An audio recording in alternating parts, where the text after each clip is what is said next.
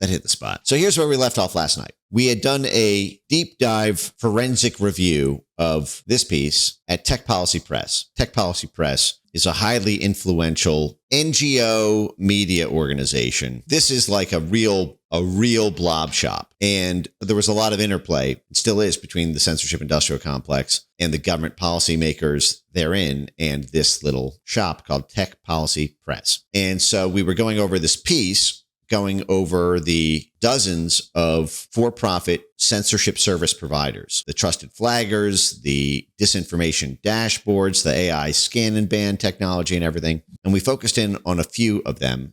But I ran beyond that a separate deep research AI search where what I put as the prompt was take the article and analysis here in the piece that we went over last night and expand it for me into a deep dive research report on the economics of the counter disinformation industry. Tell me who the biggest players are, what they do, what they're up to now, what they're saying about the future, estimated the 2026 market size of the global counter disinformation industry for all products, services, contractors, companies, etc. Give me a kind of tier list of the biggest players in the space. Along the way, tell me who the closest competitors to NewsGuard and Global Disinformation Index are in the space, where those two firms rank in the tier list. Give me a good sense of where the industry's focus started and how it evolved and where it's headed. Cite sources for all claims at the end of the report. Recommend next searches for an even deeper dive. Okay. And I frequently, whenever I'm doing AI searches, this is just kind of stock language I always put in.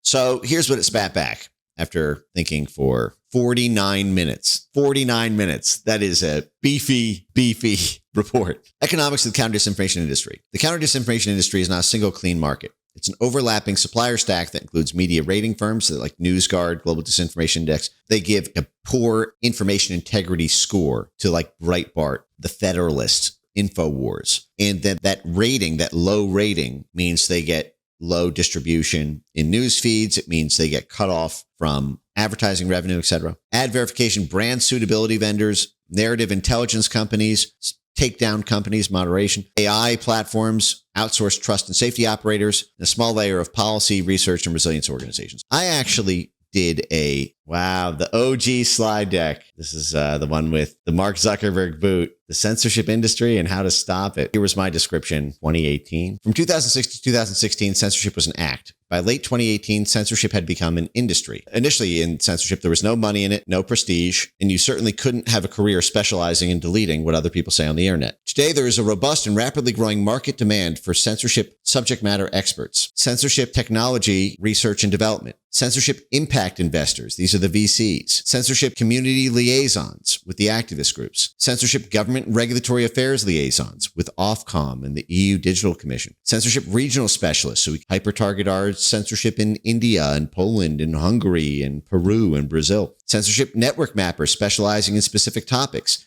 These are your Graphica types, your UW CIP lab, to censor topics like public health, climate, abortion, Ukraine. From an ever-growing list of censored narratives, censored memes, censored words and phrases, censored linguistic patterns attributable to target political groups, like putting a London Istan suffix at the end of a non-dictionary word. Censorship back-end researchers who build technical theoretical models. Censorship frontline responders folded into rapid response units to censor breaking news, like what they did with the Kyle Rittenhouse shooting, and real-time events before the public can form an opinion. Censorship sociologists. And then what drew me into this originally, the censorship computational data scientists, the weapons of mass deletion, the AI scan ban side. I mean, that was in 2018. So when you see that, and then in 2026, what ChatGPT, after 49 minutes worth of thinking about it, says is, it's not a single clean market. It's a stratified space because there's so many different products and services that go into so many different elements of internet censorship.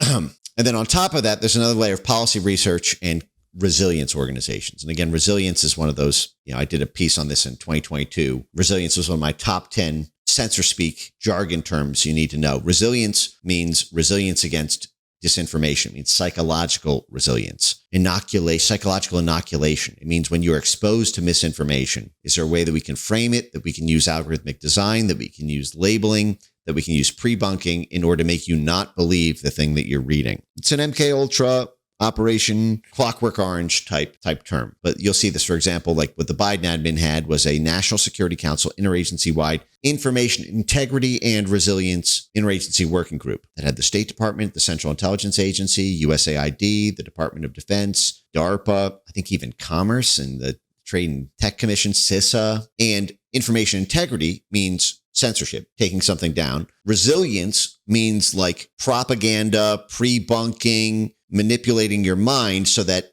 whatever we can't censor through information integrity still does not persuade you that right-wing populists are correct because you are psychologically resilient against whatever we don't censor through, whatever gets through the information integrity censorship gate. You understand? Yeah. There you go. Like this is one of the USAID programs, but they had a whole National Security Council working group on this. Information integrity and resilience at USAID. This is just one. They combine these terms. This means information integrity is us censoring all low integrity information, basically anyone whose opinions we don't like. Resilience is whatever the information integrity people can't manage to get censored or taken down, you still don't believe even if you see it. Makes sense? Isn't that amazing, by the way? Even publicly, at the time, USAID was saying that they're going to do donor coordination to get like the Open Society Foundation, the Illuminate, Ford Foundation, MacArthur Foundation, Knight Foundation to all fund the outside groups. Like you think these donors are acting independently. They're being herded by the federal government. This favors for favors relationship. Donor dealsters. The Tech Policy Press article you pointed to captured that evolution well in 2023. The field had already broken into moderation platforms, discrete tools, and services, outsourced censorship labor, and a growing vendor ecosystem shaped by regulation and vendorization. Okay. Now, they say that the enterprise spending is going to surpass $30 billion by 2028. And I remember they estimated the market size at like 8 billion worldwide in 2020. So when I see some of these numbers, I think this is very under-inclusive. Let's just call it 30 billion. So Gartner says that 50% of enterprises will be investing in disinformation security, products or services, and trust ops strategies by 2027, up from less than 5% today. So, I mean, think about this. Disinformation security. Now, enterprises is going to mean corporations. ExxonMobil wants to get a story killed. BlackRock wants to get a story killed. JP Morgan wants to get a story killed. Let me give you an example of this. All right.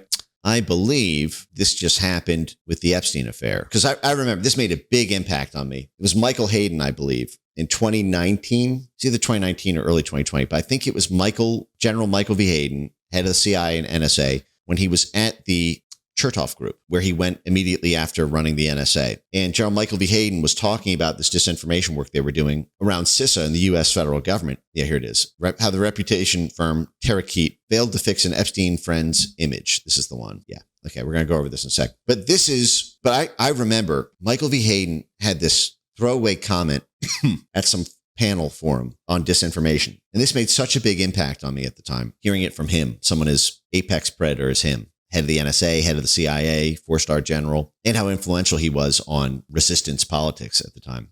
And what he said in 2019 was, yeah, we've got government contracts that we can shore up with this, but the big money is going to come from selling this counter disinformation software and services and censorship products to corporations. That's where the big money is going to come from. Because these CIA people, they all have penis envy about the money that bankers have and the money that big corporate executives have. You don't make a lot of money at CIA, as we've talked about many times. You don't make a lot of money as a government employee. So when you're out and you're in your 40s and you have all this power and network, but not a lot of money, you want to convert that into money. That's what they all do. And so they're like, okay, the money is all held by these hedge funds, these private equity funds, these venture capital funds, and these big multinational corporations. We're selling this product to the Department of Homeland Security for disinformation about elections or disinformation about Russia. How powerful would it be for ExxonMobil if we could kill any story on the internet in Nigeria when there's an ExxonMobil scandal? And we could just get the scandal wiped from the internet, wiped from social media. Anyone who talks about it gets banned. How powerful would this be for Lockheed Martin? How powerful would this be for a climate finance fund? How powerful would this be for a foreign exchange speculation, a Forex firm, to get anything about a country, any negative narrative about a country banned from the internet, banned from social media, banned from search, demonetized if they're long on that country's currency or something? So they were already, from the early days, these national security people were already focused on how they could make money by selling disinformation security, which is glorified brand protection, to corporate and financial firms. And that's also why you see so many PR firms in this space. Edelman, for example, is a big PR firm in this space. Very, very powerful PR firm. Does basically propaganda and PR for the Pentagon and a lot of national security clients and big corporate brands. And they're at all the Integrity Initiative meetings, and they're working with the British government, the American government, NATO, and they're going to be spending a lot of money on disinfosec to make sure anything viral about their clients can't be shared on social media, or any accounts who amplify it get the knob turned down on it algorithmically. How a secretive firm tried and failed to fix an Epstein friend's tired image. Terakeet, a reputation management firm, said it could dilute the impact of online links to Goldman Sachs' general counsel. Could dilute the impact of online links to Kathy Rumler. Kathy Rumler with Jeff Epstein. This is Obama's top lawyer in the Obama White House. Then she was poached by Jeffrey Epstein to represent the Rothschild banking syndicate. And then, year one of that job, negotiated the settlement with the Department of Justice on a Rothschild banking fraud affair that saved Kathy Rumler, saved the Rothschild Bank hundreds of millions of dollars. And I think Kathy Rumler got like $10-15 million as a fee for doing that, leveraging her connections with the Justice Department as the White House general counsel to protect the Rothschild banking syndicate. That client was gotten through Jeffrey Epstein. So what this disinformation security firm did, most accomplished, brilliant lawyer in the United States, possibly the world, probably at some point be a Supreme Court justice. Jeffrey Epstein, a man, friend, a good lawyer knows the law, great lawyer knows the judge. Jeffrey Epstein would have known one of the highest judges in the land. Just one problem, Cummings said. After leaving the White House, Rumler entered private practice with Epstein. She's done nothing wrong, but like thousands of people who met him over 20 years. What do you mean? She worked for the Rothschilds because of him. I zone in on Rumler's troubles that they did over the next 20 months, according to internal documents and interviews with individuals involved in the work. Terakeet's team went to remarkable lengths to address what one memo called her association risk problem. They created positive online content about Rumler aimed at appearing above the mostly negative content associated with Epstein. The goal is that at least 80% of the first 30 Google search results will be favorable. To pull this off, they resorted to furtive algorithm placating digital tradecraft that made it one of the most exclusive and expensive players in the booming world of reputation management firms, disinfosec, that combined public relations with narrative management online. Organizations must tell their own story. So if the story you tell is in conflict with that, they want to bury you by hook or by crook. Here you go. Clients include JP Morgan, MetLife, Chase, Oracle, Target, Walmart, Disney, and Bain Capital.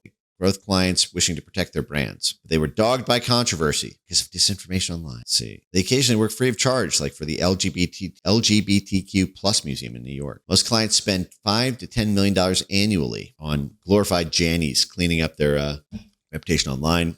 Okay, Hillary Clinton campaign. St. Jude's Children's Hospital. Oh man, that's what got old Ethan Ralph's kill stream taken down. St. Jude's.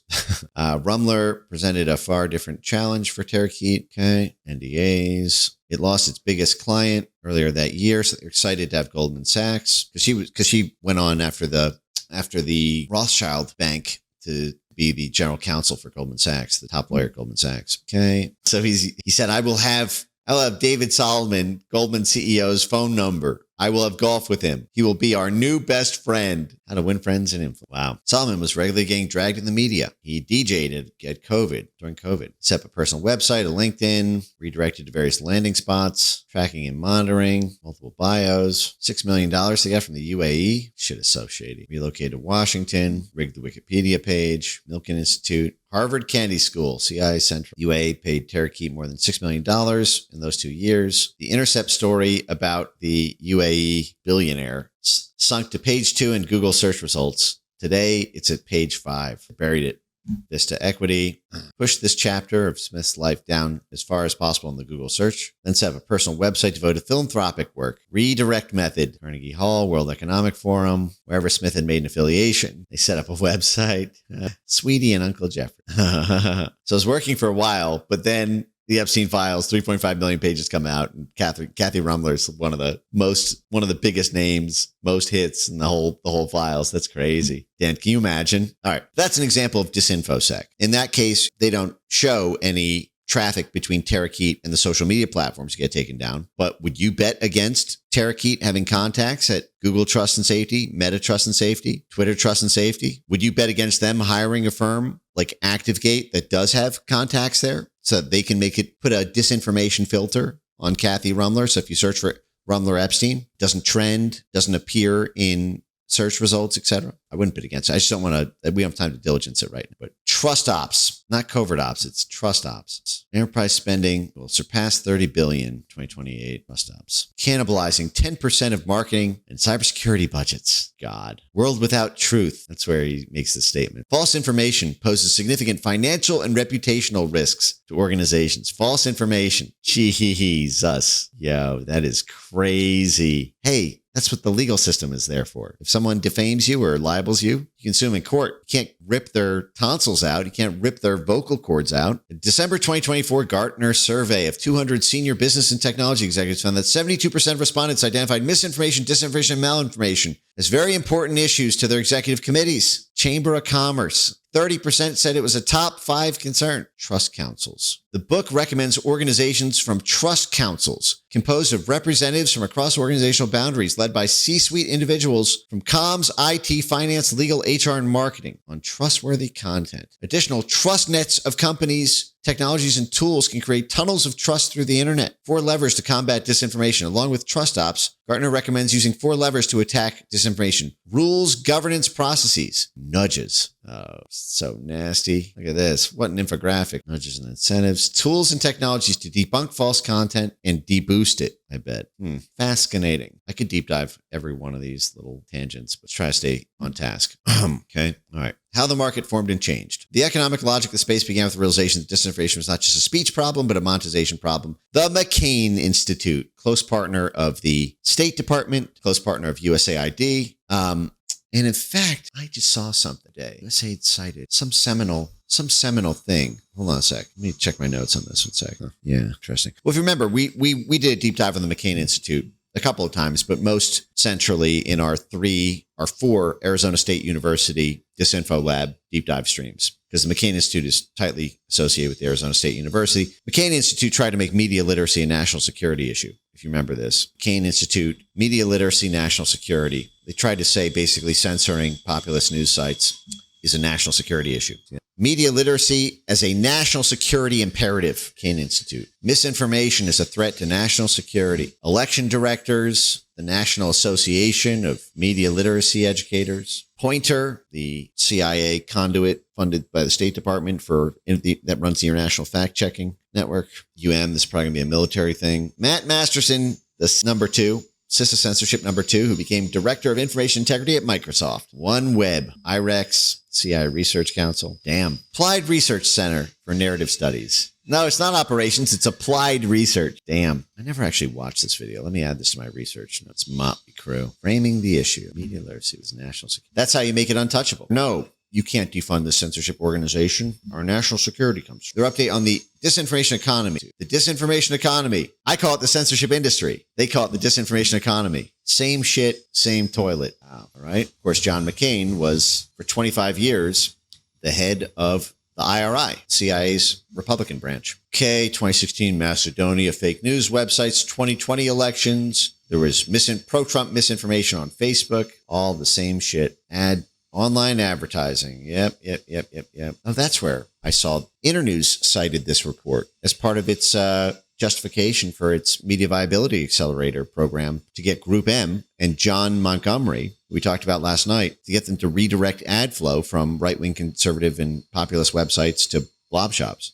They cited this exact study from the McCain Institute. All of these. Wow. Top-down edicts for everyone. For advertisers, for Google, for ad tech, for publishers, for social media platforms, probably for governments. The big lie in big tech, the online advertising system. Yo. It started with the 2016 presidential election, but then evolved from there. That report also cites the Global Disinformation Index, that disinformation publishers can pull in very large ad revenues, and this economic incentive structure is what keeps the ecosystem alive. Yes, if you can just bankrupt it, if you bankrupt the messenger, then no one is able to produce messages, right? Okay, blah, blah, blah, blah. Okay. NewsGuard GDI, later Ad Fontes Media, built businesses around rating source reliability or disinformation risk, brand safety controls. Second wave was 2020, 2022, where the market broadened from fake news into COVID misinformation, vaccine misinformation, election misinformation. Platform and NewsGuard built out false claims tracking. GDI expanded disinformation market assessments. Outsourcing came huge. Third wave came with vendorization and regulation. Tech Policy Press piece showed how markets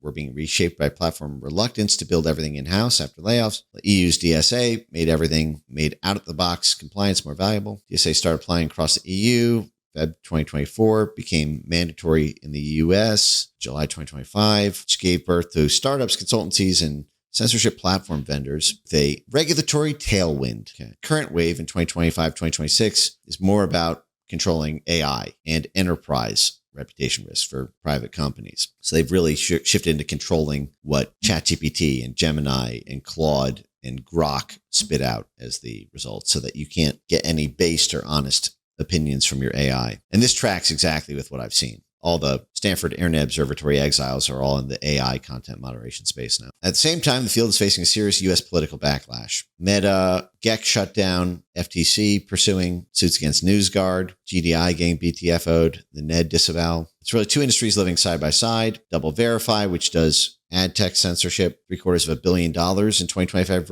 revenue, 33% margin. Integrity Applied Sciences, I think, IS, $500 million in revenue. Cyabra, Mike Pompeo's censorship firm, has a gross margin of 86%. There's also labor-heavy, outsourced censorship shops. Ad control market, exclusion, which sell exclusion lists. NewsGuard, GDI, Adfontes, IAS, platform product infrastructure like Tremau, ActiveFence, CheckStep, the British one. ActiveFence rebranded Alice now sells end-to-end trust, safety, and security. Calls for AI. CheckStep and Tremau are positioning around AI-powered censorship and regulatory compliance. CheckStep with the UK Online Censorship Act and France with the EU Digital Censorship Act. And there's narrative intelligence. This is like what Graphica does. Logically, Cyabra, Blackbird, Moonshot, CVE, the Google Jigsaw Shop. Their buyers include, so their customers include governments, social media platforms, corporate brands, and enterprise disinformation risk teams that want to know which narratives about them are emerging, who is posting them on social media, whether the amplification looks coordinated or inauthentic, and what response. Take it down, shadow ban it, counter speech is the warrant. Graphica markets itself to Fortune 500 company. God, that's so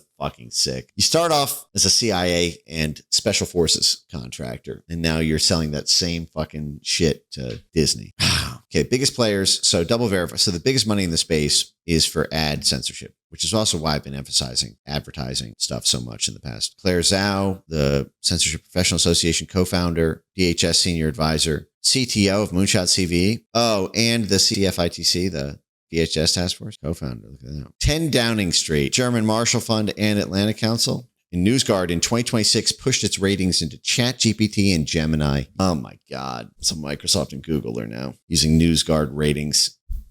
Disgusting. Graphica, Google, Meta, DARPA, Senate Intelligence Committee, Logically, Blackbird, okay, GDI, highly influential in the advertiser and policy layer, smaller on the commercially scaled side. Adfontes, the most direct commercial alternative to NewsGuard in ratings-based source differentiation on disinfo for advertisers. So that ad dollars only go to high quality news. That's Mike Pompeo's joint Moonshot. On this list, NewsGuard is A tier and GDI is B tier. Global Disinformation Index, Adfontes, IAS. Yeah, now IAS, they were number 2 on this list, right? Well, they ranked above Alice. Integral Ad Science.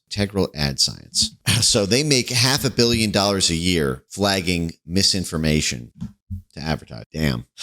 We make money off of telling advertisers who not to give money to. Coin, decentralized storage. Sorry, I need an energy jolt through the form of music and also some food. I've barely eaten. All right. Tez is the most direct functional rival. Like NewsGuard, it sells rating scores. Pixies gouge away.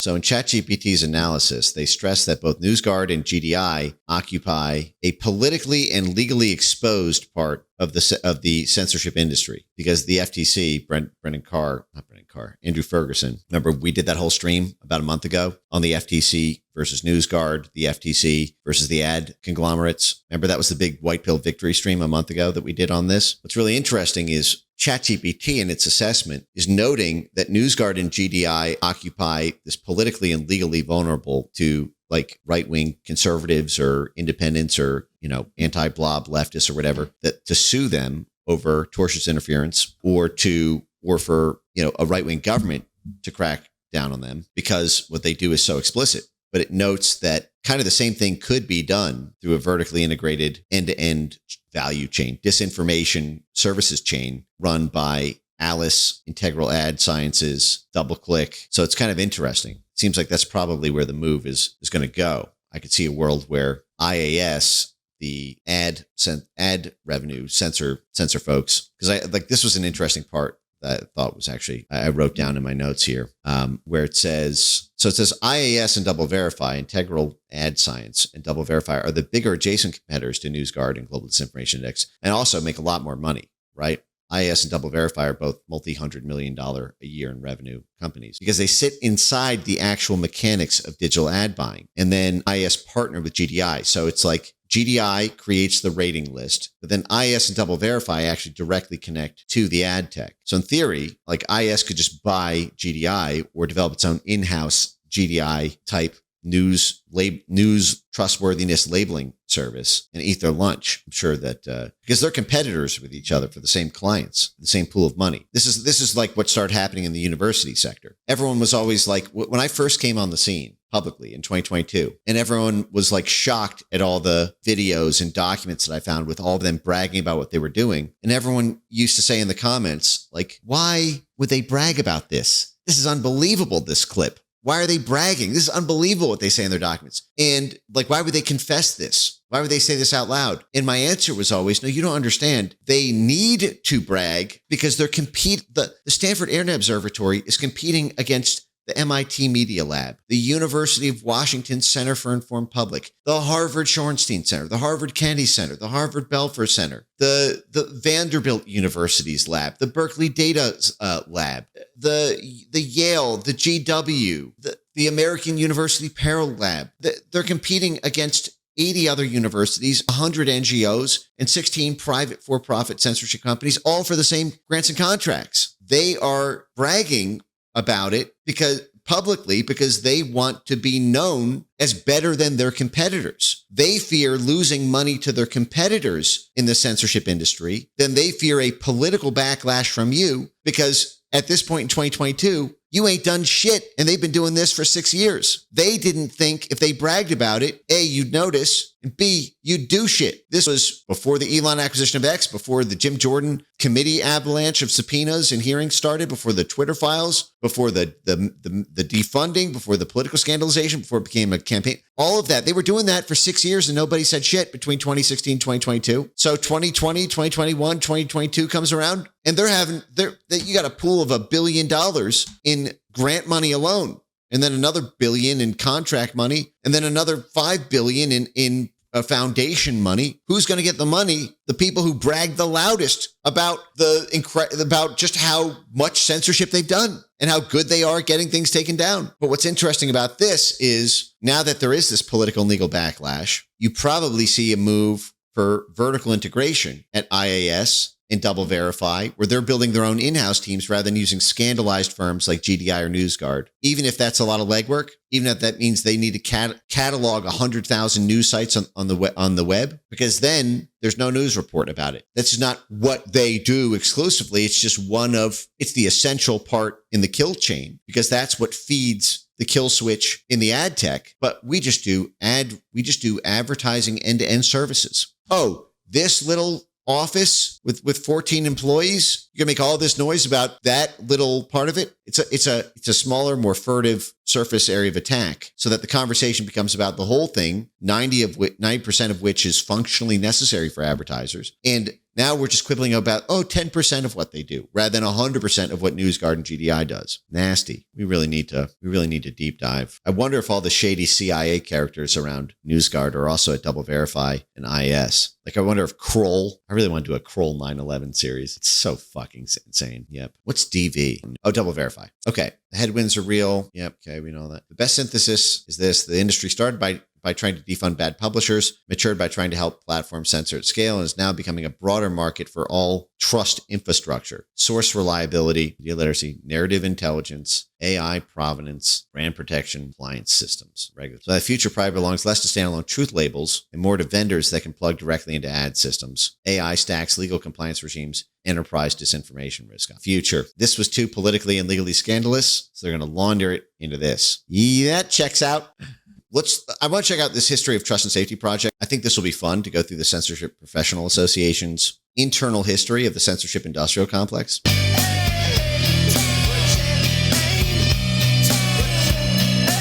One of the first histories in the Trust and Safety Professional Association's archived subhistories is Gamergate and the Fappening.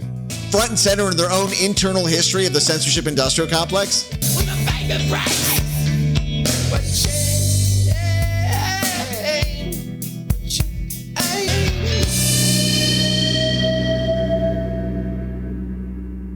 This article considers how the social news and community site Reddit become a hub for anti-feminist activism, examining Gamergate and the Fappening. Wow. This is the Trust and Safety Professional Association. They advertise this on their Trust and Safety History Project. Dude, this is hysterical. So funny. I always say that basically censorship industrial complex grew out of NATO's work in Ukraine in 2014, but then really started in the U.S.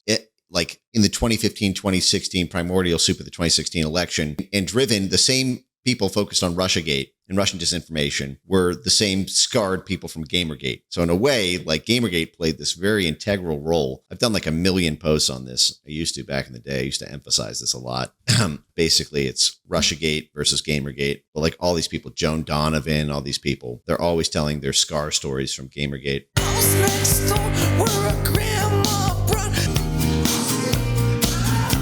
This is so funny. Guys, look at this. So this is, again, 2023 when things began to get rocky, and they were rocked for the first time. And so the Professional Trade Association for all censorship practitioners, TPSA, Trust and Safety Professional Association, they lament that the tide looks like it might be turning a little bit here in the U.S. In the wake of recent layoffs and decreased company investment in censorship teams, trust and safety teams, trust and safety professionals and academic scholars have highlighted the need to draw more attention towards core trust and safety censorship issues. So there's not really been an attempt for a comprehensive peer-reviewed academic scholarship that contextualizes all the relevant trust and safety topics. Our response as the censorship industry's professional association, is we've created the history of the Trust and Safety Archive. It's our response to prove how valuable the trust and safety teams are to discourse online and to our democracy. We've reviewed and collected 1,348 unique articles, books, and book chapters across all these social science disciplines: communications, human-computer interaction, law, policy, media, science, and technology studies, to prove to the world once and for all why you should hire back all the fired censors and why you need to give even more money to our industry stakeholders in the censorship business. So you click the link to go to the archive. What's the first thing you see? Gamergate and the Fappening: how Reddit's algorithm and culture support toxic technocultures. Shadow banned: queer, trans, and disabled creator responses. Queer, trans, and disabled. Thigh gap: Instagram content moderation. The thigh gap. This is your response to show how important it is that you get all your censorship funding dollars back. This archive, where the first 3 out of 4 things in your 1,340 across law, policy, communications, computational misinformation sites, is Gamergate, the Fappening, queer, trans, disabled, and thigh gaps. You know that quote, better to keep your mouth shut and be thought a fool than to open it and remove all doubt? There may have been some folks who were like, some Congress people who are like, you know what, we're going to get your old money back. We're going to force them to fund you. Just give us a comprehensive database just showing how valuable you are. And they're like, okay. Congressperson takes one look at page 1 and is like, okay, dude, you're going to get me unelected. You're going to get me primaried if I support you. Sorry, you're shit out of luck. Good luck in Europe.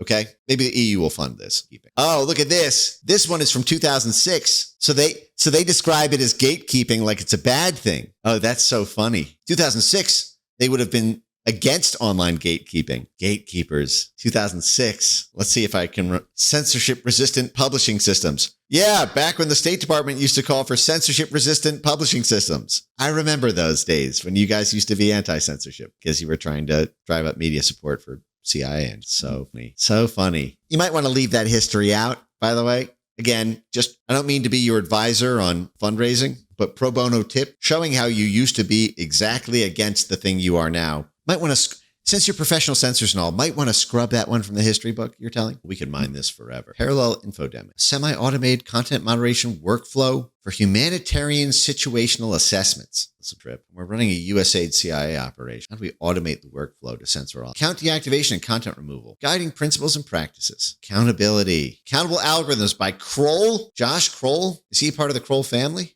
Just in case he is. All right. But I don't want to get subsumed in this. Okay, so I thought maybe there'd be a narrative storytelling portion of this, rather than just like I thought the history would be more like a prose than just like a giant document dump.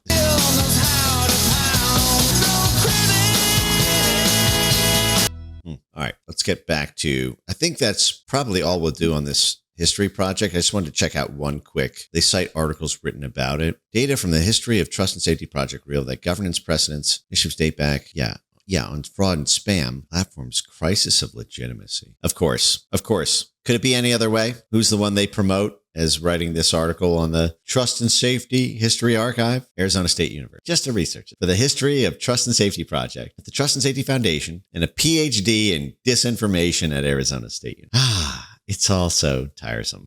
Gotta love it. I ran this search on the EU Digital Services Act, Trust and Safety Vendors Compliance Reporting Audit Tools. So that's disinformation compliance. Okay. Workflows, logs, disinformation risk registers, transparency reports, audit preparation, researcher access systems. So Nina and Renee and Alex and Claire and all the band can get back together and get their CrowdTangle access restored. Ad repositories, moderation data pipelines. Okay. Very large online platforms. They have to address, again, every time you see risk around the EU Digital Censorship Act, that's short for disinformation risk. They just don't want to say disinformation risk, because disinformation is a poo-poo word. But formally, that's what it is. They have to produce these external facing reports just to the EU Commission about the risks of their algorithms and like what's trending and blah, blah, blah, blah around disinformation. And what risk to media pluralism? I love that. We need to protect basically legacy media, public health, and then they must adopt censorship measures. They need an internal compliance function, annual independent audits. It's like you have to hire fucking PricewaterhouseCoopers, except it's the Institute for Strategic Dialogue or NewsGuard. Recommender options. This creates several vendorable product categories: notice and action intake, content moderation workflow tools, case management systems, trusted flagger routing. Okay, this one I want to keep an eye on. Automated statement of reasons generation, algorithm transparency, disinformation risk audit evidence rooms, API governance. Their own audit delegated act says audit reports and audit implementation reports should become a major transparency accountability source for the commission. Public scrutiny. The most obvious DSA trust and safety vendors, Tremo. They're the most explicit in the end-to-end space. They're the ones who actually, two of the founders or leaders actually helped draft the EU DSA. Who are those people actually?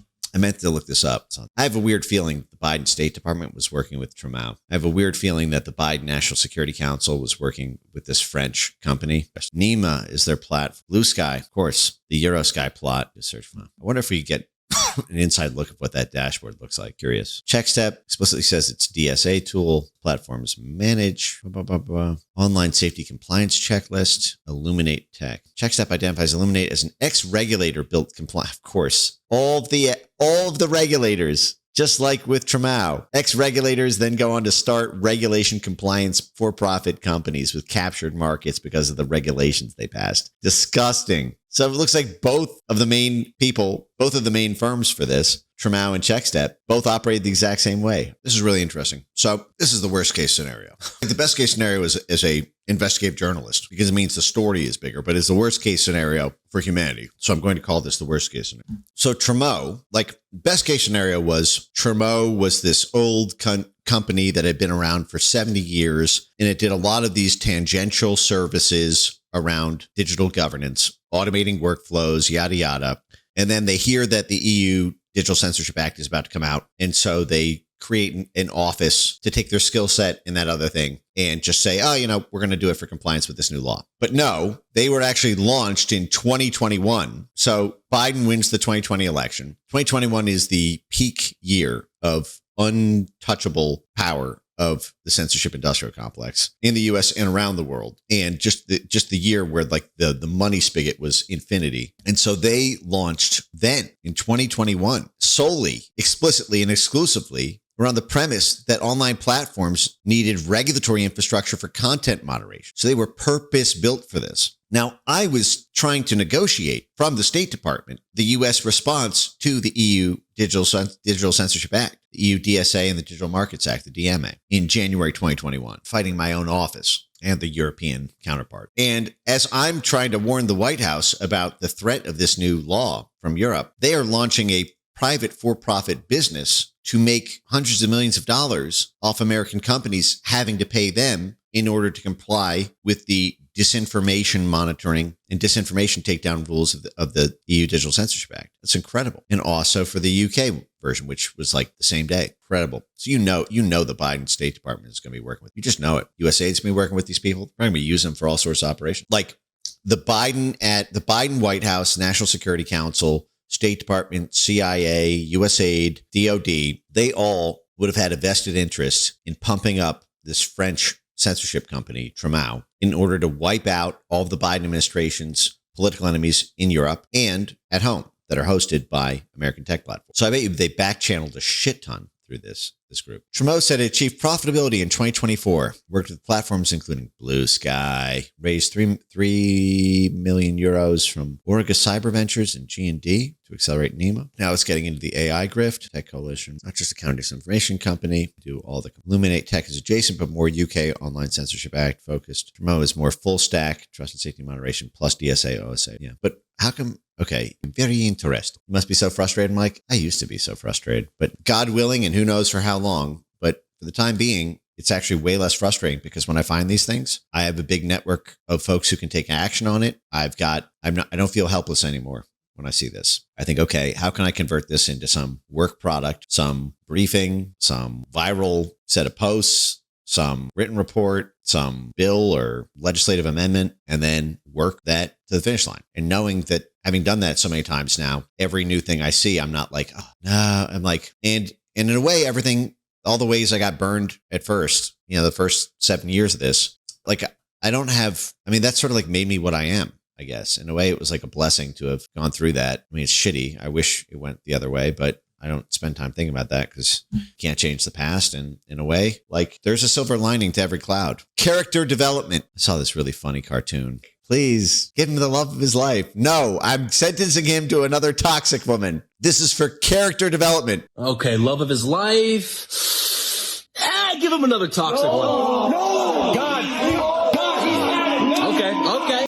He's had enough. He's had too many bad women in a row. Please. Nope. We need more character development.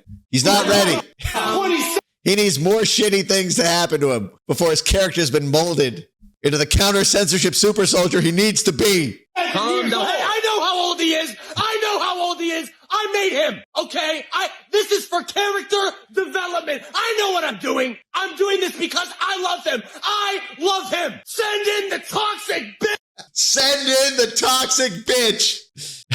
That was the 2020 experience. All right. Could not fully reconstruct public, independently verifiable career details. They're ghosts? That's so weird. You're running this highly influential, multi-$100 million company and your managing directors have no publicly available career history? Oh, of course. Dude, what the fuck? Most predictable shit ever, right? As for government touchpoints, the founder, Louis-Victor de François, was previously at the French State Department, Ministry of Foreign Affairs in every other country but the U.S. is their version of the State Department. The foreign minister is their version of our Secretary of State. And specifically, he was charged de mission, a joint après after the ambassador, 2019, in earlier UK Parliament summer role. What was his role at the Foreign Affairs? So he'd been working with the U.S. Remember I said the State Department is going to be back channeling with Trumau on this? Now, of course they did, because their ally in the French State Department was the guy who would, in 2021, create Trumau to impose itself on the American platforms for compliance with the EU censorship law. Okay, he was at Goldman Sachs, Financial Group, BM, a joint prêt de l'ambassadeur pour le numérique. Pour le numérique. For the numbers? My minor in French is failing me. Pour le numérique. What do we do? International negotiations, wrestling against menaces like information, misinformation, loot. That means to wrestle. Wrestling against menaces against information manipulation and disinformation. So wait, he worked, not only was he at the State Department in France, the founder of the company, but he worked specifically on disinformation there. First a mission, then deputy assistant to the ambassador for digital affairs. Yeah, so he worked, dude, speaking at the Trust and Safety Forum in Lille, part of the on a panel titled Rules to Results, Strengthening the DSA Ecosystem and Practice. Of course he wants to strengthen the Digital Censorship Act. That's how he gets his money. The stronger the Censorship Act is, the longer the billable hours you need to pay your compliance regulator. Perkins Coie, probably. Tramo at TrustCon 2025. And have done incredible work In San Francisco. Co-founder, this guy, Pal Boza.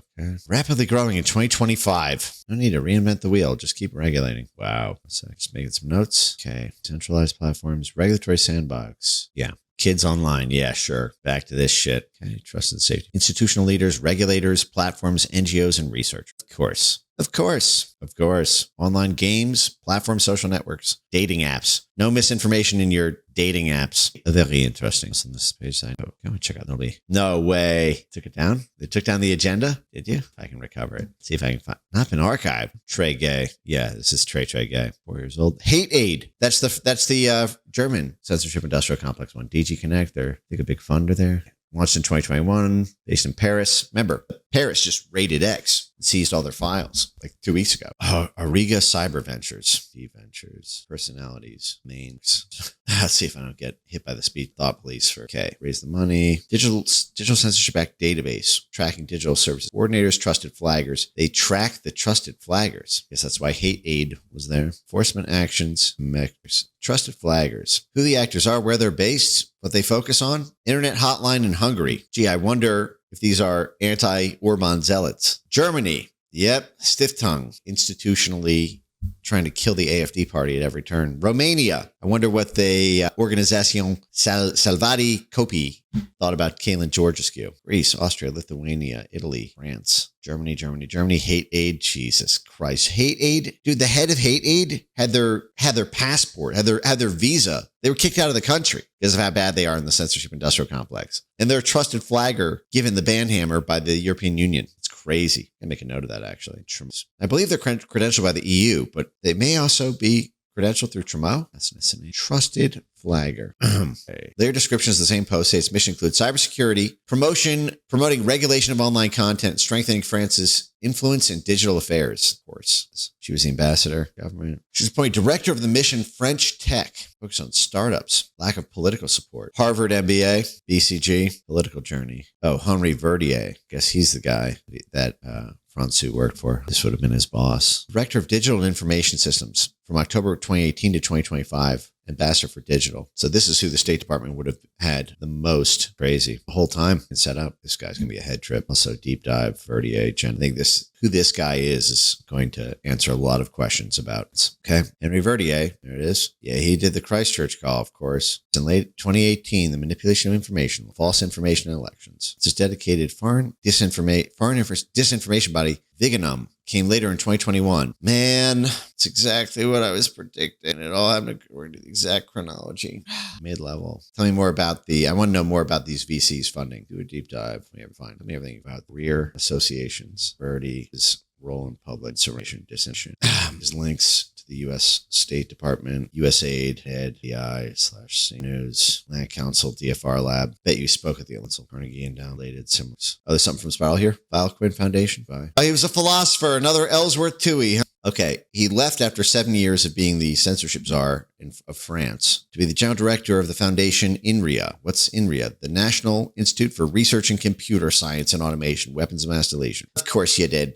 Of course you did, buddy. They never just retire and, why can't they be more like George Bush? A sentence I don't say very often, but I'm prompted to because when I think about George W. Bush, after he stopped being president, all you ever saw from him was this, That's all you saw for like 10 years. He's either attending a funeral or he's just out of the game at home doing amateur artwork. Why? Why do you persist, Mr. Anderson? Can't you guys ever retire? The game is the game. Okay, let's see. So, Pred M, Telecom Institute, Digital Future. So it's in 2007, Digital Future. Dude, early. I bet he was involved in the Arab Spring shit. Foreign policy on digital technology. From state startups to state platforms. The business of hate. Internet democracy and social media. Jeez. So again, going after the business models, the monetization. That was France's fucking digital ambassador. Or the my supply of U.S. platforms. Listen, you motherfucker.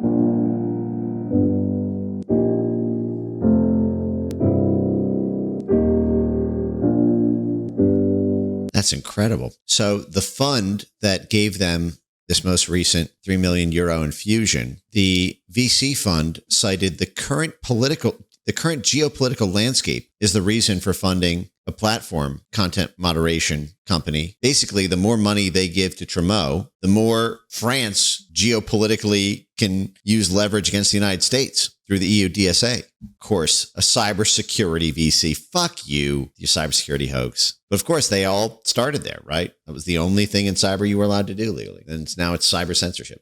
Tied to a well-known group of French cyber entrepreneurs. G&D Ventures is more consequential geopolitically. It's the VC arm of GSIC and Devrient, the old German security technology. This is the they have a $50 million investment vehicle for trust tech startups. Germany, the biggest economy in Europe. They got to make sure that geopolitically it doesn't go right-wing populist. Investing in trust tech. Ugh. European Investment Bank? Oh my gosh. The fucking banks. Trust in it. Started in 2018. Of course you did. We established a $50 million co-investment vehicle with the European Investment Bank. Is that going to be like some VC arm of the European Union? Like, is that when it says European Investment Bank, is that going to be like an EU, like government adjacent bank? Growth-oriented companies, yeah. Dedicated to investing in early stage. This is how you get this is how you get the Euro Sky play. It's the exact same thing. We'll make money for us while helping Europe. Money for us because these companies can make a shit ton of money forcing censorship laws. And Europe will be able to defeat pro-Trump misinformation, American influence, trust tech, trust ops. This would all sound like a military, focusing on early stage companies whose innovations protect trust in digital ecosystem. Ariga says it backs early stage European founders in digital trust and nothing else. The cyber threats are now geopolitical. Again, cyber threats means misinformation. French VC firm, 1998, $500 million assets under management, funded 120 companies, shared vision of Ariga partners and 4 major cyber figures. Jean-Noël Desgazin, Jeffrey Rosé, William Lecat, Isol. Ariga partners lists Jacques Chatin as the responsible manager. And he co-founded it in 1998. He is also a Chevalier de Légion d'Honneur. Yo, pass the Chevalier. You know what I mean? Don't this shit make a nigga wanna? Don't this shit make a... Girl, you need to shake it off. Dude, I have a bunch of things to say about this. Okay, dude, this is dark. The key government touchpoint, the investment director for Ariga Cyber Ventures, and of course, military procurements. It's always the same profile. So the cat was previously the national coordinator of France's cyber strategy. He's the grand wizard of the French censor state. As national coordinator, was he out of the Ministry of Defense there? Does he outrank François, or the ambassador, Henry Verdier? Jacques Chatin, cybersecurity grand challenge and its prospects. Wait. Coordinator of the national strategy and the head of investments inside the French military procurement agency, DGA. Same thing with Thierry Breton. Same thing with fucking Michael Chertoff, Georgia Tech, École Polytechnique. Yeah, it's all about the military. It's all about the Benjamins, baby. Yeah, what you want to do? We ballers? Shot callers? Brawlers? Yeah. Never gonna believe you. You should do what we do. Stack chips like Hebrews. Those Jake What's and the blood clot?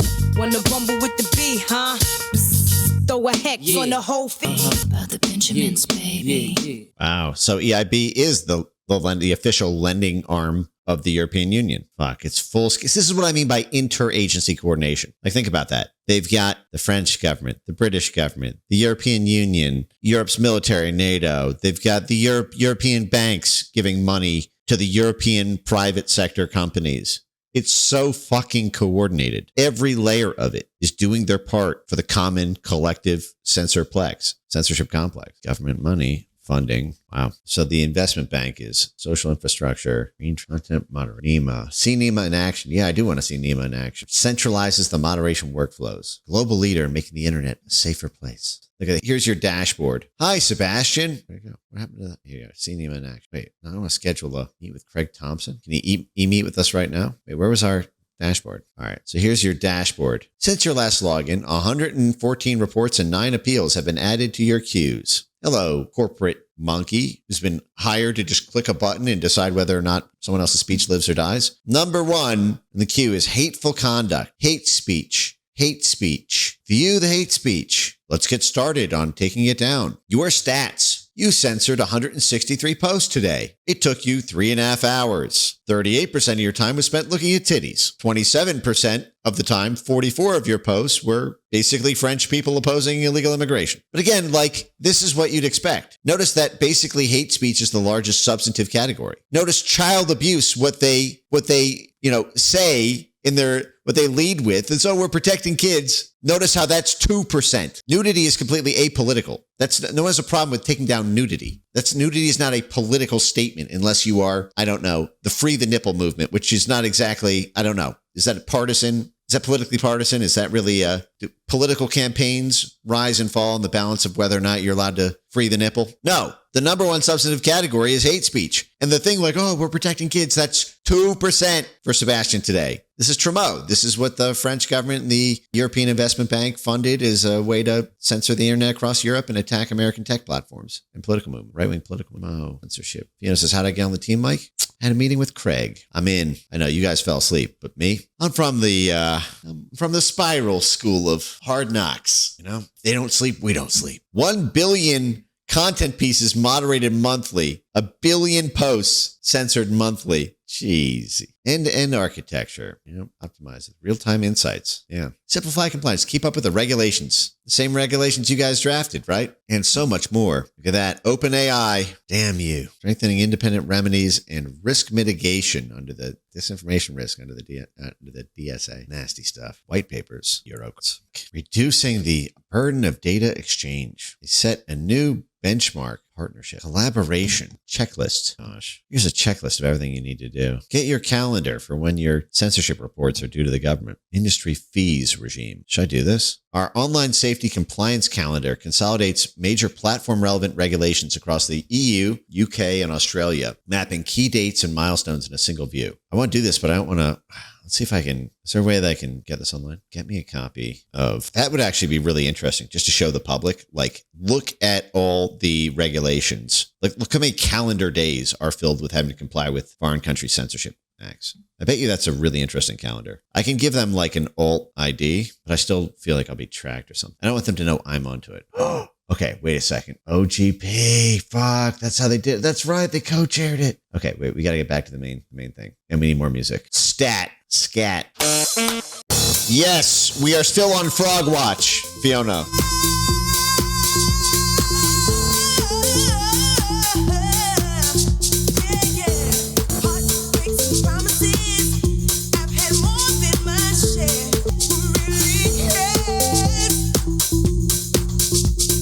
I knew it, by the way.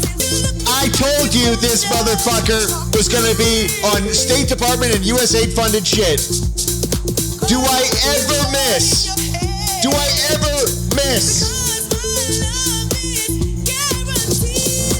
I'm dead shot up in this bitch.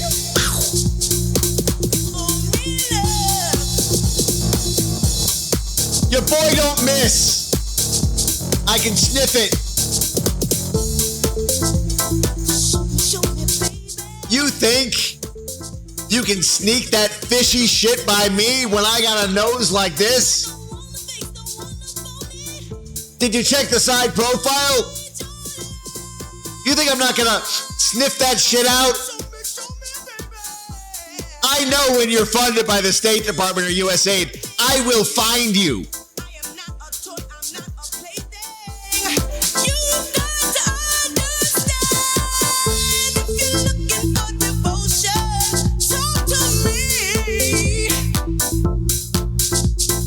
Henry Vernier, who was the digital ambassador that the founder of Trumeau worked for as his deputy in the French State Department, French Ministry of Foreign Affairs. So again, because Vernier was the Trumeau founder's boss and the head of all things digital for the entire French government, and because the U.S. State Department works every day with the French Ministry of Foreign Affairs, and I know what our own State Department was focused on at the time, getting France and Europe to pass misinformation laws and misinformation regulations. There's no fucking way in hell that the Biden State Department was not working with Henry Vernier. And so I was like, well, I bet Verdier is probably directly working with USAID and U.S. State Department funded organizations. Of course, it's the Open Government Partnerships, which actually I've been meaning to for a very long time. I'm actually really glad that we are going so late into the night, because next stream are really we're going to deep dive the Open Government Partnership. That'll be the main theme, because I've just seen so much of this Open Government Partnership shit. That is how they organize this shit. And I've spent some time, but I've not. It's a complicated beast, because it's this really ambitious influence project that embeds foreign government officials basically into there's all these reporting and accountability, and it's tied to a bunch of other U.S. diplomatic toolkit things. We impose the Open Government Partnership on foreign countries as part of trade negotiations and shit. Trade and Technology Commission. It's for myself, I really just want to understand I need an instant expert download on absolutely everything about this, because this is just a constant thing for how the U.S. government coordinated the censorship in Brazil. OGP is key USG lever for Censorplex, EU, UK, Brazil, Henry Vernier. We have to understand just why do they, it's really interesting. There's only so much I can say here. All right. Fuck. I don't want to stop. It's 5 a.m. Mom, I don't want to go to bed yet. We didn't even get to Trust Lab, the CIA partnered. Whoa. France joined. Whoa. That's super interesting. 2014. This would have been right around the time. So France joined as soon as the 2014 Crimea thing happened. Did they join it before or after? When in 2014 did France join? Did they join after Crimea referendum? Is that part of what motivated it in 2014? Yeah, I have all these OGP. I have 12 links already in my stream notes, and we just never did the stream on it. There's so much. There's so many source documents on that. That's a 5-stream playlist. It's 20 hours of streams. You get a handle on that, but I think it'll be worth it. Verdier was public summaries credit Verdier's EDLab with supporting France's entry. That's an accountable governance. This is the big thing. It's they punish the governments if they don't go through with what the Open Government Partnership says. Thousands of civil society organizations who exert control over the foreign governments through this OGP mechanism stand. I know. This is why I want to stream every day. 2014, 2018. France's chief digital officer, state CTO in DINSIC? What's a DINSIC? He's appointed by the prime minister. I guess it's an ambassador position. What's DINSIC? Ding, do. What is ETHLab? DINSIC? Digital technology? Oh, numerique is digital. Okay. Digital technology. Look at the first thing on its website. First thing on its website is digital sovereignty. The state is accelerating the reduction of its extra-European dependencies. That's going to be an American. Bringing together ministers, administrations, public, private actors.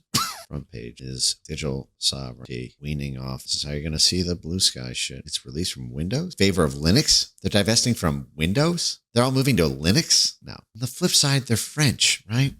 They work 2.5 days a week. CIO, France Connect, government APIs. Okay. It's church call. Interference means blowing on the menace. Digital menaces.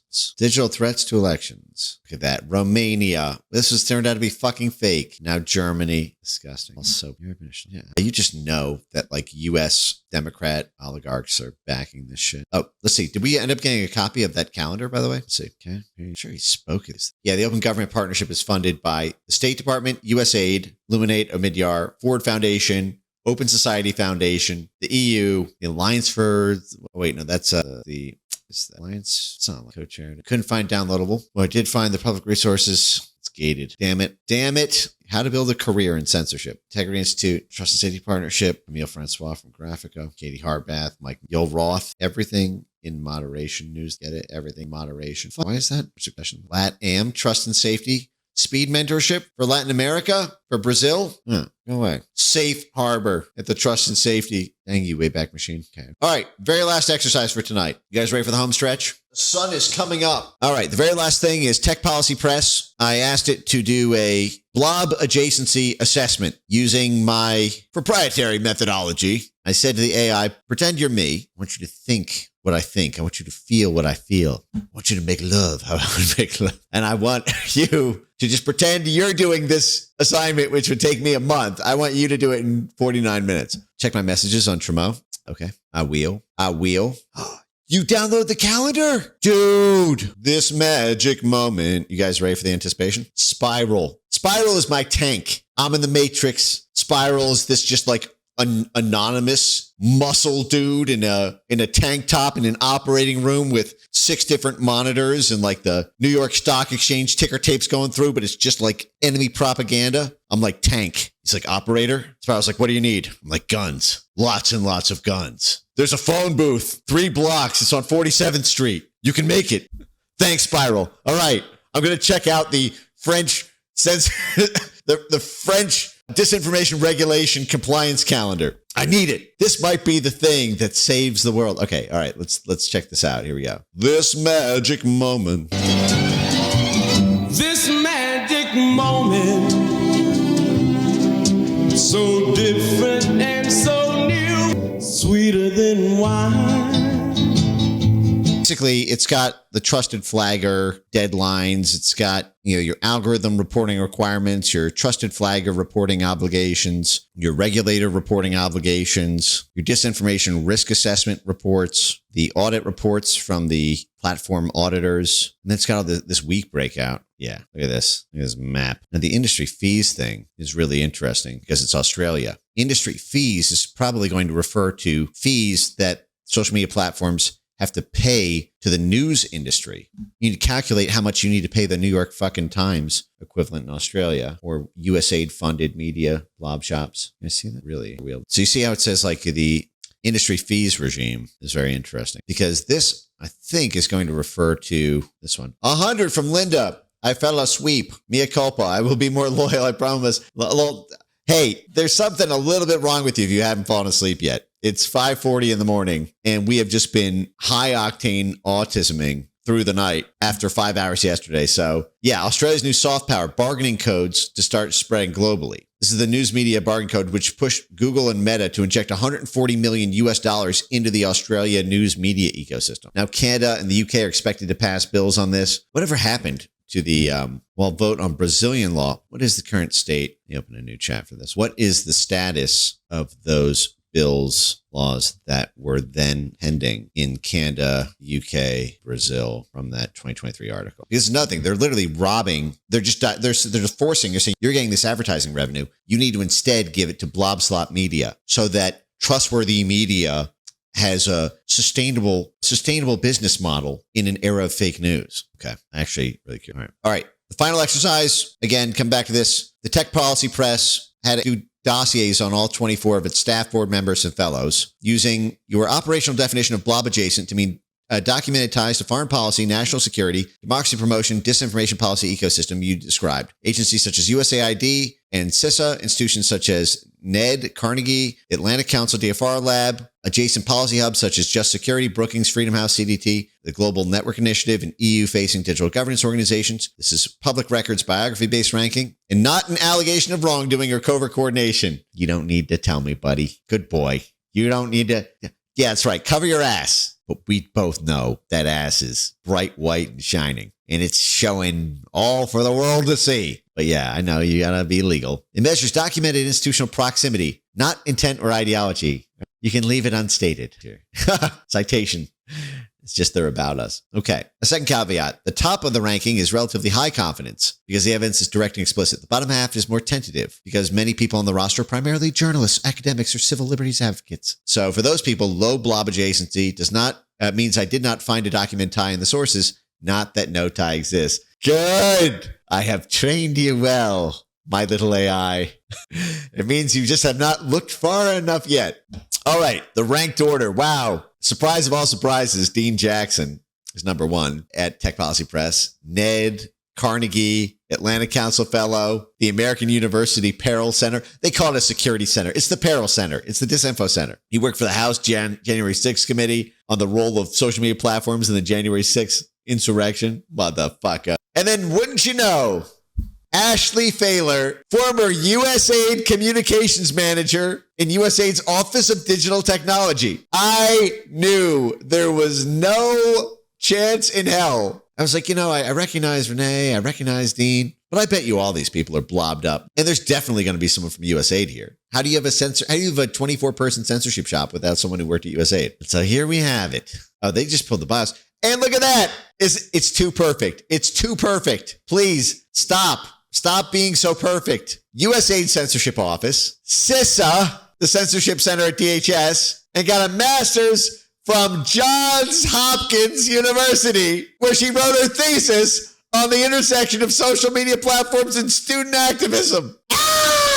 Please stop having AI-generated deepfake blob monsters. Can one of them be a unique and special snowflake? Carrie was just into snowboarding, and then she got passionate with no institutional affiliations about social media policy, and now she works for Tech Policy Press. Can we have one person like that? Do they literally all need to go to Johns Hopkins and write a fucking thesis about CIA social media rental riots? Do they need to then go immediately into DHS CISA cyber censorship, and then to USAID global cyber censorship, and then to a USAID State Department cited CIA pass-through funded Blobslot media organization to promote those policies? It's too perfect. Ashley Failer. Bet if she is a ex-accountant, it's a trip.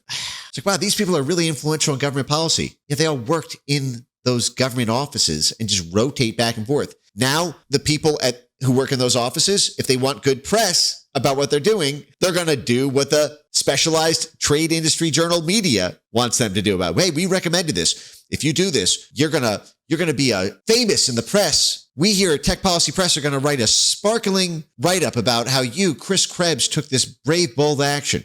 And the area of connects, because again, good lawyer knows the law, great lawyer knows the judge. A good censorship policy shop knows the law about platform policy. A great platform policy shop knows the government regulators who are going to be imposing those policies. All right, next on the list, Renee DiResta. All right, we already know. We already know CIA Renee. And of course, Truman National Security Project, Senate Senate Intelligence Committee, State Department, Congress, the Council on Foreign Relations. Next, Mark Scott, current senior resident fellow at the Atlantic Council DFR Lab, funded by with 7 CIA directors on its board, annual funding from the Pentagon, the State Department, USAID, and NED. And his work is tied directly to the EU DSA. So wouldn't you know, Tech Policy Press. So this is a U.S. government-funded censorship operations and policy shop, funded millions of dollars by U.S. taxpayers, and it promotes a foreign country's global censorship laws that crush American social media companies. So I pay my tax dollars to help the CIA attack American companies, which is literally like what the CIA and the State Department are supposed to stop. They are doing the thing. They're committing the crimes. They were chartered. This is like the police, if the police officers were robbing the bank. Look at these dead eyes. Yo, this is like an alien plastic. This is like some combination of like an alien and an M. Night Shyamalan thing, like mixed with a little bit of like Patrick Bateman and someone with some like really freak, like just ice cold freak shit, 50 Shades of Grey. I don't know. Everything about this is alarm bells to me. He's got the Mr. Beast disassociation between the expression in the eyes and the mouth and that dead stare. It just looks like he's killed someone before. I say this as a joke, but like if randomly the news came out like 6 years from now that this dude had like 4 dead bodies found in cold storage in his basement, like one of them was just like a elderly grandma, was his next door neighbor, like, would you be surprised? Atlantic Council DFR Lab. Efforts linked with the EU Digital Censorship Act. He sits on the International Advisory Board of Regulate. Ha! Get it? Regulate. Digital governments in Germany. He's a tech correspondent for Politico. That explains why. I always remember the Atlantic Council was like, Politico and BuzzFeed have been very useful for us. And I was like, hey, I know why BuzzFeed, like the CIA, loves it, because BuzzFeed just published the Steele dossier. But how deep does the Politico rabbit hole go? These CIA adjacencies. Foreign correspondent at Bloomberg Business Week on green technology and European politics. Dude, foreign correspondent, that's a CIA job. Oh, and he was previously at Brown University's Information Futures Lab, where Claire Wardle is, the head of First Draft, USAID's technical implementer for all of its censorship programs. And of course, they're at the Brown University Information Futures Lab with Claire Wardle from First Draft. That's where he studied applied research. Yeah, he didn't do like weekly conferences with the literal EU regulators while they were drafting the legislation, right? It wasn't like a shadow drafter of it, doing policy consultations on how to make it stronger against American free speech. Imperial College London. Dude, I could ad-lib every one of these people. Dude, they're all the same. One look. Shut up! Enough already, Ballstein! Who cares about Derek Zoolander anyway? The man has only one look, for Christ's sake. Blue steel? Ferrari? La Tigra? They're the same face! Doesn't anyone notice this? I feel like I'm taking crazy pills! It's the same bio. They're all the exact same bio. There's never a deviation. There's never a surprise. It's always the same bio. It's one look. They all have a just one look. That should be the theme song.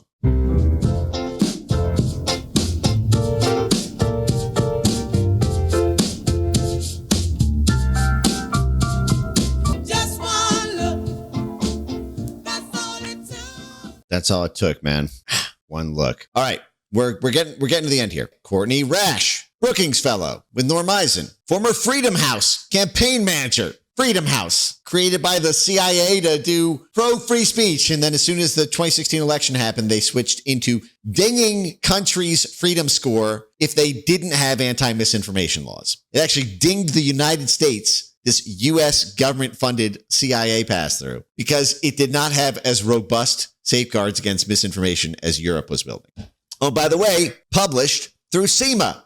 What is SEMA? The media arm of NED, which was created by the CIA in 1982. That's the Center for International Media Assistance. And I knew SEMA was going to be on there. I literally put SEMA on there. I just knew it. I'm like, there's no way that the CIA's media arm is not going to be represented among these people. And tech governance, Courtney R. Governance studies, the Center for Technology Innovation. Yeah, we're innovating you to death in markets. Yeah, for my donors. Platformatization of journalism. Concentration of power. Oh my God. It's all the same. It's still the same. We're going to end with still the same. Oh, there's my...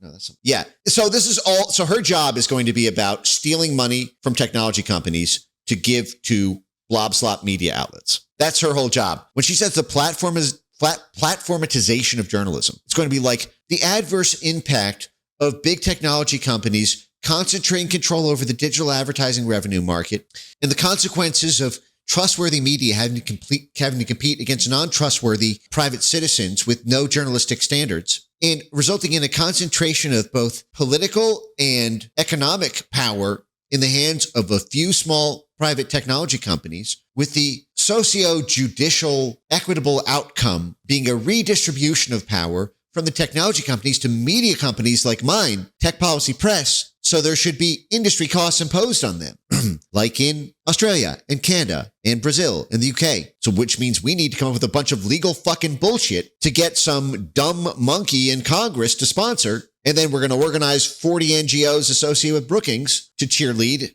And of course, she's the author of Cyber Activism in Egypt. Wow. Shock of all shocks. She was all about internet freedom during the Arab fucking Spring. Wow. Cyber activism in Egypt after the Arab Spring. This was organized by the Central Intelligence Agency. They all of them go back to the Arab Spring. Oh my gosh. It's post-parody. She's a regular expert summoned to Congress, state legislatures, the Canadian Parliament, the EU, the OSCE, the OECD, the UN. Her work is informed by a commitment to human rights and a feminist perspective that centers questions of power. Brosif, you are at Brookings. You are at the center of power. Brookings is the single most powerful think tank in the country. Brookings rank think tanks. Brookings has the highest paid fellows. You don't even need to be there full time. Like a non-resident senior fellow makes like almost $300K. As a you can just be parked there, write once a month some blog article and collect your $300,000 paycheck. Top think tank in the world every fucking year. Highest paying, most powerful, most influential. We center questions of power. Our whole problem is concentration of power. If you were a guy, I would use a word that I'm not going to use because you're a lady. But buddy, then you should be investigating yourself. You should be divesting yourself of that power. How about you redistribute your concentration of power to the little people that you fucking hate? Most cited think tank, most powerful think tank, most influential, most highest paid. But we question.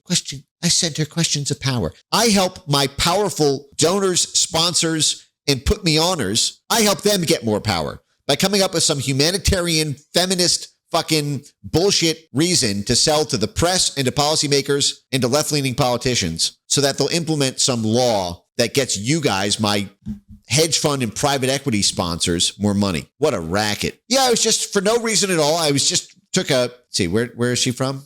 Yeah, I'm an American. I went to Georgetown University and just randomly got super interested in the Arab Spring in Egypt. Decided to write a whole book about the CIA rent-a-riot operation and how good cyber activism is. Don't know really just love Egypt. May wonder, how did I get here? You may find yourself. All the same, Brookings with its intelligence project, Brookings with John McLaughlin, the CIA director. It's all the same. Caught up with you yesterday. All right, who's next on our murderer's row of Tech Policy Press correspondence here?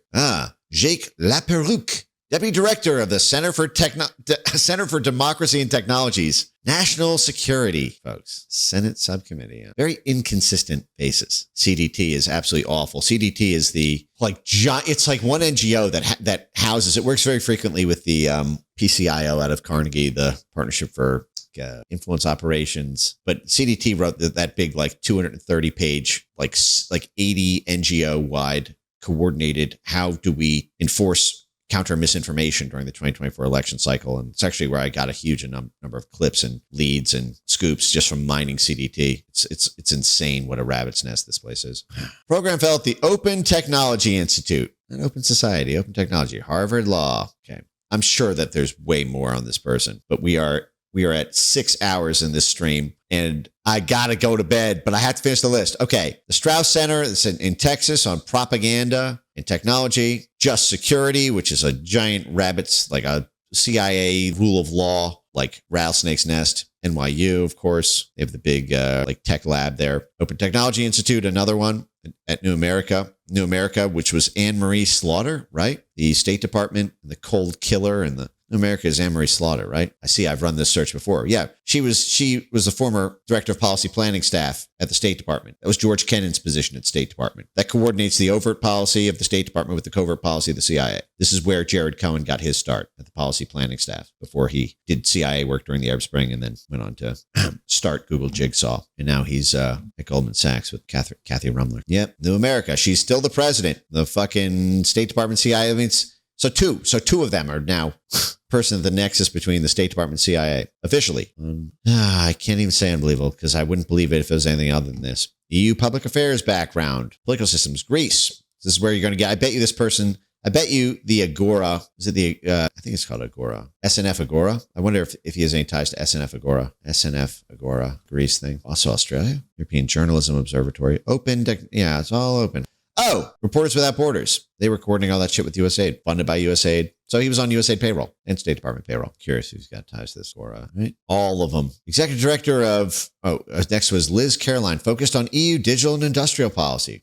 See the House of Horrors here. She founded Digital Action, a global campaign organization demanding better standards from governments and corporations responsible for our digital environments. She started a global campaign to force platforms to censor us and to force governments to force platforms to censor us. Let me say that again. She founded a global campaign to demand platforms censor us and to demand that governments demand that platforms censor us. Oh, her campaign led to changes in social media platform policy around political advertising, identified overseas interference in Ireland's referendum on abortion rights because Jack Posobiec, do you guys remember this? When this was the Google affair where in Ireland around, all those internal Google Ireland office documents came out about how they were censoring hashtag love everyone or love for all. And they were and then so Americans made a huge stink about this and she probably called that outside interference. Dude, that's hilarious. Dude, that is insane. Oh my God. You know that the State Department, USAID, the EU, European External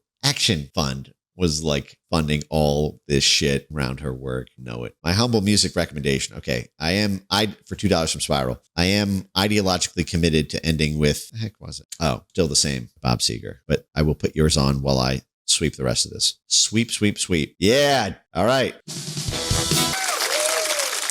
All right. Well, it is exactly what you would expect to a T, every one of these people. This is just a viper's nest. All vipers all the way down. You know what they say about turtles? It's true about vipers. Just mine for just something, anything else quick that Harvard Studies Hill.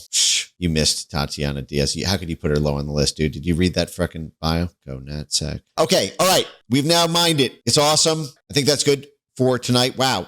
6 hours and 17 minutes. Well, that was on top of 5 hours last night. But look, I love it. I would do it again tomorrow. The sun has come up. Wow. Thank you all for staying with me. Every time they were sure that you called. Still the same. All right. Thank you all for joining me. Next stream will be either Sunday or Monday of next week. In the meantime, you will be seeing me on the internet, I do believe. Although the next 2 days I may be buried in a fair amount of curricular work. In the meantime, good night, Godspeed. I will see you on the internet.